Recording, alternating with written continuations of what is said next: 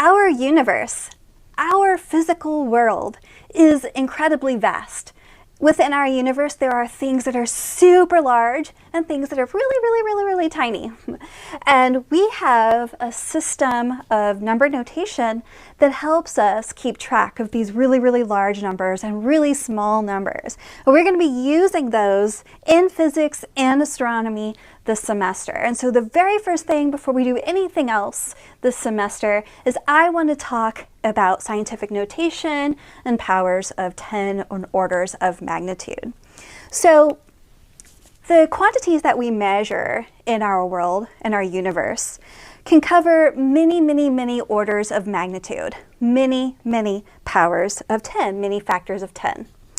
To help us with notation, we can use something called the powers of 10. So for really large numbers, we have 10, and then the exponent on that 10 describes how many times we multiply by 10 in order to get a number.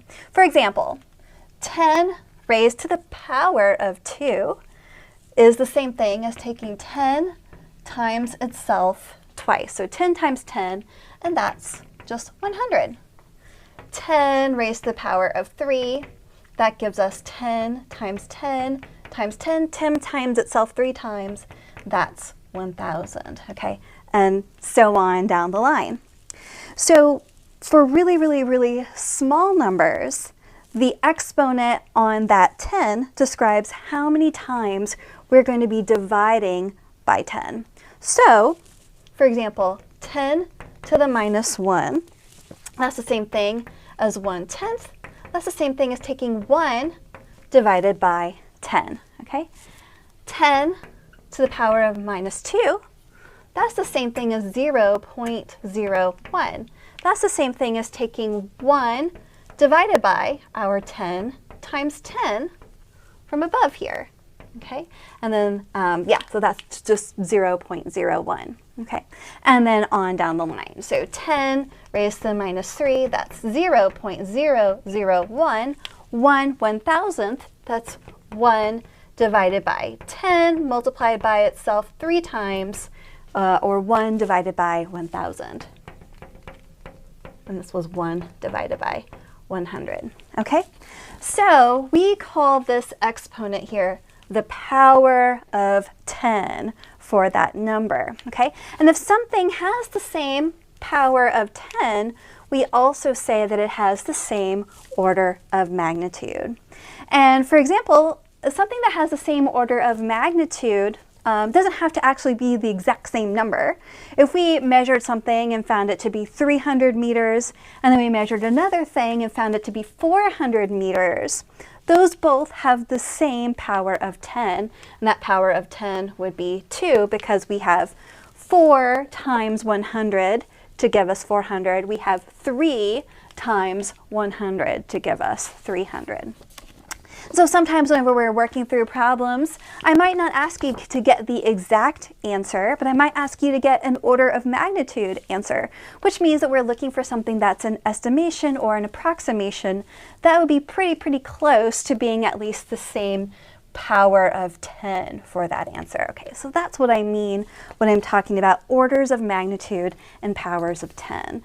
So now that we've talked a little bit about these powers of 10, let's think about the ways in which we could use some of these things to describe the size of things in our universe or our physical world. So for example, the size of a proton is about 10 to the minus 15 meters. Okay, so a meter is a standard unit of length measurement, which we're going to use in physics and astronomy. This is a meter stick. This is 1 meter, okay? And so 1 proton is 1 divided by 10 multiplied by itself 15 times. That's how small a proton is. Okay, so the distance from the Earth to the Sun is going to be much bigger than the size of a proton. The distance from the Earth to the Sun is on the order of 10 to the 11 meters. 10 times itself 11 times. So that's going to give us a really large number. Okay. The diameter of the Milky Way is the galaxy that we live in. That diameter is about 10 to the 20 meters. And the size of our observable universe is on the order of about 10 to the 25 or 10 to the 26 meters here, okay? Now, we don't have to just think about distances. Here, these were all in meters. What if we think about masses? For example, the mass of the sun is on the order of 10 to the 30 kilograms, okay? Very massive, and the sun is an average-sized star. There are many stars that are much, much larger than our sun. A wavelength of light.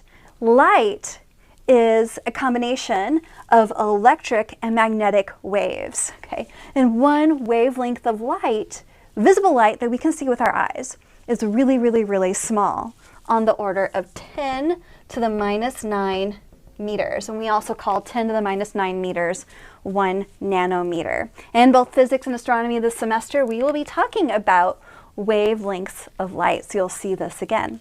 And the energy in a solar flare is on the order of 10 to the 25 joules. Okay, this is many, many times the energy in a hydrogen bomb, is how much energy is stored within something called a solar flare.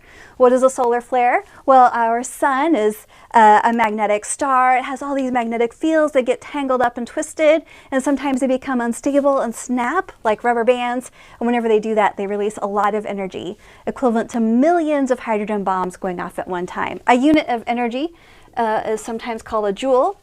And 10 to the 25 joules is just an average-sized solar flare explosion of magnetism and energy on the sun's surface. Okay, so those are just a few things that we might experience during the course of our semester. And you can see how they cover many, many, many orders of magnitude. Actually, if we think about the size of a proton, 10 to the minus 15 meters, and then to the size of our observable universe, just those distances in meters cover 40 orders of magnitude. So we're going to need a special system of numbers to keep track of all of this stuff rather than having to write out all of those digits. So you would fill up many, many, many pieces of paper. But what we're going to do is use something called scientific notation to help us keep track of all these numbers and their many different powers of 10. And before we move on, some of these powers of 10 have special names. In the appendices of your textbook, there will be a chart, or I'll point it out to you, where you can find more about the special names for some of these powers of 10. But for example, 10 to the minus 9 is called a nano. So 10 to the minus 9 meters is a nanometer, which we abbreviate as nm. Let's see. 10 to the minus 15 is femto. So 10 to the minus 15 meters is a femtometer. Okay. Abbreviate FM. Okay. 10 to the power of 3. 10 to the power of 3 we called a kilo. So this is going to be, if we had something that was 10 to the power of 3 meters, that would be a kilometer. Or a kilogram if we're doing it in grams. Okay. I'll highlight that here. 10 to the negative 2, I have that here, is centa. So if you see a centimeter, that's 10 to the minus 2. So 10 to the minus 2 is centimeter, which we abbreviate as cm. Okay, so those are some of the ones that we'll be using, especially in physics and astronomy this semester, and the nanometer too. Let's see, real quick, 10 to the minus 3, that is a millimeter. So 10 to the minus 3 is milli. So if we had 10 to the minus 3 meters, that would be a millimeter. Okay. And so if you're ever stuck about what I mean when I'm talking about a centimeter or a kilometer or a megameter or a decimeter, You can always look that up on the internet, or you can look it up in the appendices of your textbook, because sometimes we use shorthand. Instead of writing out these powers of 10, we might refer to something as, let's say, if I referred to something as being 300 nanometers, that's the same thing as 300 times 10 to the minus 9 meters. And I've just written this thing in scientific notation. And we're going to talk about scientific notation next.